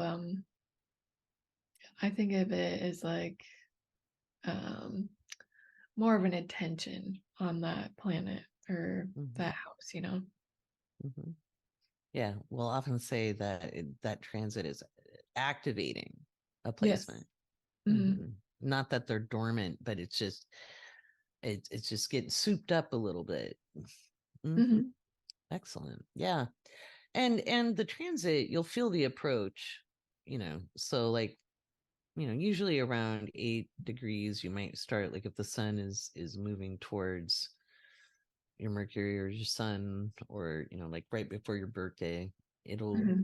you'll start feeling it. And it really depends on how your planets are aspected in your house. You can't just say, oh, the moon or the sun is coming towards my Venus, it's going to be a great day. Yeah. If you've got natally other stuff happening there. So like I have Venus square Pluto in my chart. Hmm. I thought I was broken and astrology wasn't really good, because when I started learning about transits, when something started aspecting my Venus, especially when I was younger, before I did a lot of the other metaphysical work or the internal work, those could be crunchy. And I'd Hmm. be like, why is my Venus broken? Yeah. It's not broken, and it can be a very powerful transit. It's probably not wearing pink and, you know, Hmm. having scarves and ribbons and dancing around the maypole. Yeah. Um, it's usually a little more intense and very alchemical. So you have to look at what's going on in your chart too. You can't just say, oh, the sun's coming towards my sun, this is going to be a great day, like it's my birthday. I, when I was a kid, like until I was like maybe 19, like from birth, there was always something happened on my birthday. I'd be like, I had chicken pox on my birthday. I had the mumps was Easter.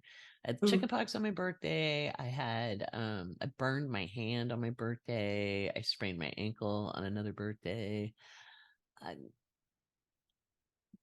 it it was not always, my solar return was not always fun as a Hmm. kid. I often was ill. I had a lot Hmm. of illnesses, but my son was both supported and stressed, so nothing killed me. But it tried. So it just depends, And again, somebody might think, oh no, something's going to transit my Saturn. Oh God, no, it's going to be hard, and it ends up being like the best freaking day, Yeah. because depends on how your Saturn is aspected. So don't fear the Reaper, guys. Yeah. Little Blue Oyster Cult reference.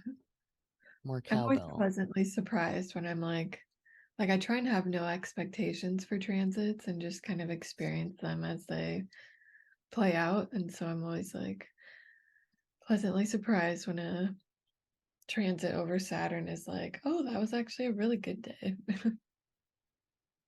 Right? See? It just depends on how things are aspected. Hmm. So, that's why I don't like the benefic and malefic, and it's not like they don't play out like when we're looking at mundane astrology, but in natal astrology, you have so much agency and free will. Hmm. The thing is why and you'll be like, but your birthday, Laurie. Hey, listener, let me explain. I was a kid and I didn't have any agency. And Yeah. all that stuff was representative of the other stressors going on in my life. Hmm. Once I left home at 18, I never got sick on my birthday again. In fact, I hardly got sick at all. It was my immune system was shot due to trauma. Yeah. And the So, environment. yeah. So now I look forward to every birthday. Yeah. No. It's very nice not to be sick. This is actually a really good question from Lo. And I think this will be our last question, and then we'll record a little bit of the patron only segment. So if you guys want to hear Magic Mackenzie's full take on Britany, you'll have to No. listen to part deux of the podcast over at the Awake Space Patreon. All right. So Lo asks, I read that 22 degrees in your chart means something quite dark. That can't be right, right? I have 22 degrees Scorpio 6th house, 22 degrees Aquarius 10th house, and now I also have some anxiety. Oh Would no. love some nuance in this. I love your podcast. We love you, Lo. Yeah. Mackenzie, have at this one. You know my drill. Yeah, I mean, degree theory is not I think it just feels so made up, and it has no merit. And with the 22 degrees, I think it's like kill or be killed. Like something so Yeah. dramatic, and Yeah. like who made that up? And then spread it, and then on TikTok it spread like wildfire because it's like one of those things like clickbait almost. It started on Facebook, but there was a guy who came up with it. He was Eastern European. I can't remember his name now. Because one of my early TikToks, I was making fun of degree theory, and somebody came on, he passed away. Would you tell him to his face if he was still alive? And I was like, Yeah. yes, Yeah.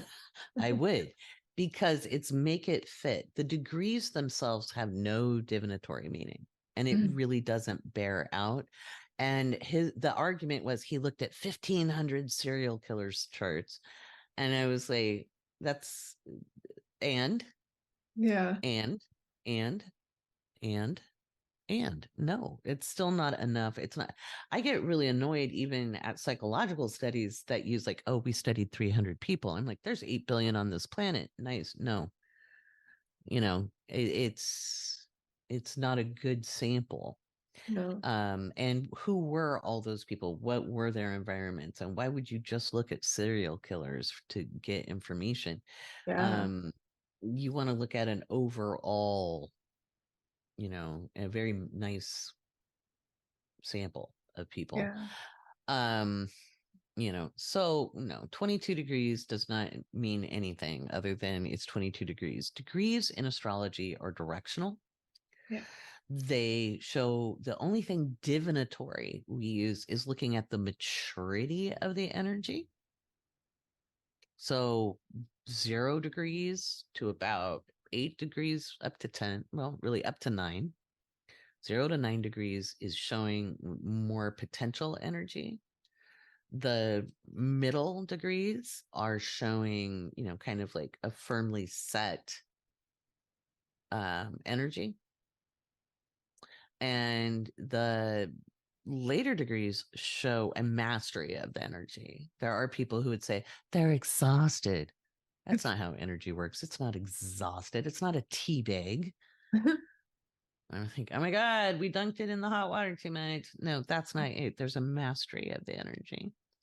Um, so you come in really good at that energy. Basically, you exhibit that energy strongly. Whereas 0 degrees, you also exhibit it strongly, but it's a little wilder. It's a little bit more like a pinball. It can, the ball can go anywhere, Yeah.